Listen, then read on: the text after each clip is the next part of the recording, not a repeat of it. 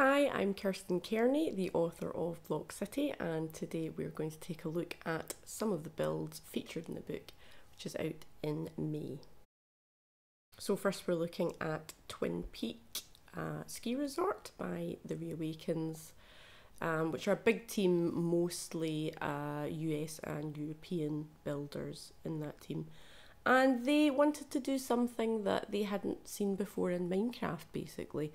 And I love this build because I think it's a great example of mixing a sort of wonderful, open, breathtaking sort of landscape, but with the sort of little almost mundane touches, street lamps and car parks, and that the sort of things that actually bring this sort of resort town to life. So moving on, our next build is Lem Cathedral by Language Craft. These are primarily a French-speaking Minecraft community, and they were inspired by Durham Cathedral in England.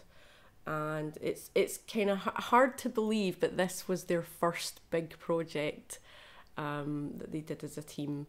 The cathedral itself built by the 3 founding members of the team, and then a much larger team expanded it into what it's become, which is a sort of large medieval city.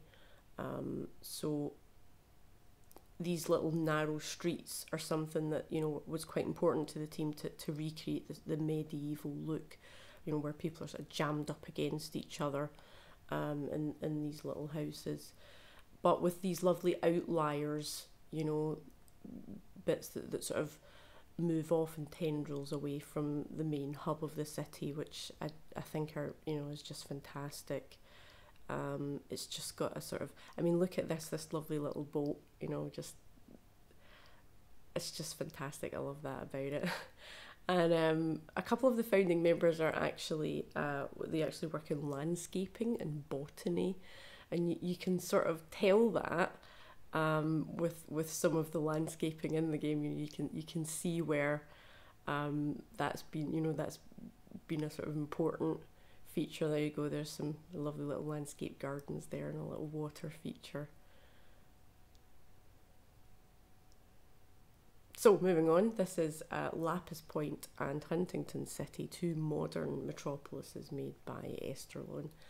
And Esterlon was actually founded by my amazing co-author, the book's photographer, Yazur Strozov.